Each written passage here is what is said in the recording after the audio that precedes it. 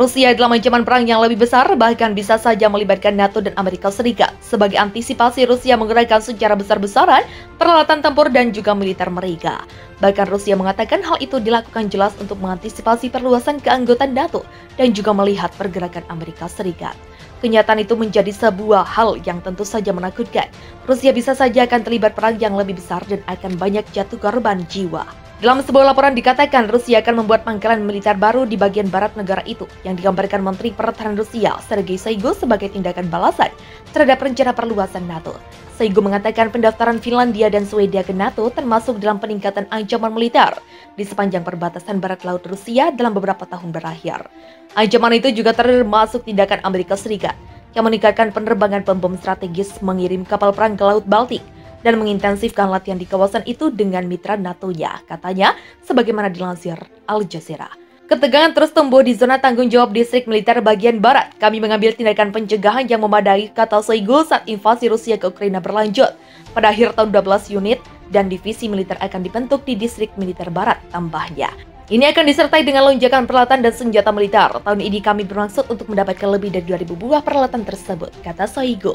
Kekhawatiran keamanan yang didorong oleh serangan Rusia ke Ukraina yang dimulai pada 24 Februari membuat kedua negara Nordik itu melepaskan diri dari kebijakan netralitas yang sudah berlangsung lama dan pindah untuk bergabung dengan NATO. Finlandia berbagi perbatasan darat sepanjang 1.340 km dengan Rusia, sementara Swedia berbagi perbatasan laut. Sekretaris Jenderal NATO Jens Stoltenberg pada Kamis 19 Mei 2022 mengonfirmasi ia telah menerima aplikasi mereka untuk bergabung dengan blok tersebut. Langkah ini menjadi salah satu perubahan paling signifikan dalam arsitektur keamanan Eropa dalam beberapa dekade. Semua dari 30 negara anggota NATO harus setuju untuk menerima anggota baru. Presiden Turki Recep Tayyip Erdogan telah menyatakan penentangan terhadap bergabungnya Finlandia dan Swedia pada Kamis 19 Mei 2022. Perdana Menteri Swedia Magdalena Andersson dan Presiden Finlandia Sauli Niinisto bertemu dengan Presiden AS Joe Biden di Gedung Putih, di mana Biden menjanjikan dukungan penuh kepada kedua negara. Beberapa jam kemudian, Jenderal Tinggi AS Mark Milley berbicara melalui telepon dengan mitranya dari Rusia, Jenderal Valery Gerasimov. Dalam diskusi pertama mereka sejak perang dimulai, menurut Pentagon. Seorang juru bicara staf gabungan AS mengatakan sang jenderal membahas beberapa masalah terkait keamanan yang menjadi perhatian tanpa memberikan rincian lebih lanjut.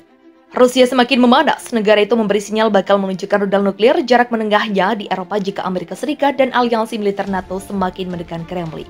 Peringatan ini keluar dari mulut Wakil Menteri Luar Negeri Sergei Ryabkov yang mengatakan Rusia akan terpaksa bertindak jika Barat menolak untuk bergabung dengannya dalam moratorium kekuatan nuklir jarak menengah di Eropa. Tawaran paket jaminan keamanan yang diminta Rusia sebagai harga untuk meredakan krisis di Ukraina. Kurangnya kemajuan menuju solusi politik dan diplomatik akan membuat Rusia menanggapi dengan cara militer. Dengan teknologi militer, katanya dikutip kantor berita RIA dilansir Reuters Selasa 14 Desember. Artinya ini akan menjadi konfrontasi, ini akan menjadi putaran berikutnya, ujarnya lagi merujuk ke rudal Rusia. Ketegangan ini muncul atas persoalan kepemilikan semenanjung Crimea, wilayah yang sama-sama diklaim oleh Ukraina dan Rusia. Ketegangan antara Rusia dengan Ukraina dimulai pada tahun 2014. Rusia telah merebut semenanjung Crimea dari Kiev dan mendukung pemberontak separatis yang berusaha menggabungkan wilayah itu dengan Moskow. Ini membuat beberapa negara NATO berang, AS dan Eropa ramai-ramai memberondong sanksi ekonomi terhadap Rusia akibat pencaplokan ini. Bahkan negara NATO sempat mengirimkan kapal perangnya ke wilayah yang berada di bibir Laut Hitam itu. Ada kabar jika Rusia telah menggerakkan lebih dari 94.000 pasukan ke perbatasannya bersama peralatan tempur. Laporan intelijen mengungkap Rusia mungkin sedang merencanakan serangan ke Ukraina dalam skala besar pada Januari 2022. Mendengar kabar ini, Presiden AS Joe Biden berkoordinasi dengan kelompok 9 Bukharest NATO untuk membahas potensi eskalasi militer setelah Moskow. Kelompok 9 Bukharest NATO ini terdiri atas 9 negara yakni Bulgaria, Republik Ceko, Estonia, Hungaria, Latvia, Lituania, Polandia, Rumania, dan Slovakia. Pertemuan dilakukan juga setelah Biden dan Putin melakukan rapat jarak jauh 6 Desember. Biden sempat mengancam Putin dengan sanksi ekonomi bila Rusia nekat menyakiti Ukraina. Pasukan Vladimir Putin mengobrol rudal untuk membombardir kota Lozova, Ukraina. Rudal Moskow diarahkan ke segala arah tanpa target yang jelas sehingga banyak fasilitas sipil hancur akibat ledakan. Lozova terletak kira-kira 45 mil barat daya Izium, kota yang diduduki Rusia di wilayah Kharkiv, Ukraina. Salah satu rudal sejarah telak mengenai rumah budaya. Tak pelak, gedung yang baru dibangun itu hancur berantakan. Fatalnya, serangan rudal Kremlin di rumah budaya menewaskan 7 warga sipil, termasuk seorang gadis berusia 11 tahun. Rekaman horor menunjukkan bangunan itu dilalap api setelah dihantam rudal, yang oleh Presiden Ukraina Volodymyr Zelensky disebut sebagai tindakan kejahatan mutlak. Rudal itu terlihat dalam video dalam detik saat turun ke bumi sebelum menghancurkan gedung. Dalam postingan Telegram yang disertai dengan video tersebut, Zelensky mengecam serangan tersebut. Serangan rudal Rusia ke rumah budaya yang baru direnovasi, katanya, yang dikutip The Sun. Para penjajah mengidentifikasi budaya, pendidikan, dan kemanusiaan sebagai musuh mereka, dan mereka tidak menyayangkan rudal atau bom, tuturnya. Apa yang ada di benak orang-orang yang memilih target seperti itu kejahatan mutlak, kebodohan mutlak, ucap Zelensky.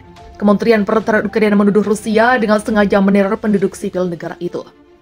Sepanjang perang di Ukraina, Rusia telah melakukan serangan rudal yang telah menewaskan puluhan warga sipil.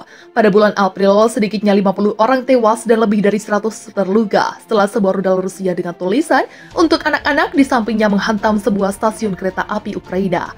Gambar-gambar horor menunjukkan mayat-mayat berseragan di tanah di samping bagasi yang ditinggalkan di stasiun kereta api Kramatorsk di Ukraina Timur, di tengah laporan bahwa situs itu telah diledakkan oleh pasukan Rusia. Dalam pertempuran di Izium, wilayah timur laut Kharkiv, tentara Ukraina berhasil membunuh Jenderal Rusia Andrei Simonov. Kematian Jenderal ke-9 Rusia bermula dari serangan tentara Ukraina yang menargetkan pangkalan militer pasukan Kremlin. Insiden di Izium itu menandai jumlah komandan Vladimir Putin yang kehilangan nyawa di Ukraina terus meningkat. Mayor Jenderal Andrei Simonov tercatat sebagai kepala tentara gabungan kedua, lapor Kyiv-Post. Rekamannya dibagikan di media sosial, tempatnya menunjukkan serangan dari salvo roket. Serangan itu juga dilaporkan menghancurkan lebih dari 30 kendaraan lapis baja Rusia termasuk tank. Pasukan Moskow dibuat panik dan kalang kabut dihadapkan pada ledakan sejumlah roket yang ditembakkan tentara Ukraina. Penasihat Presiden Oleksiy Arestovych mengatakan dalam sebuah wawancara bahwa sekitar 100 orang Rusia tewas dalam serangan itu, termasuk Simonov.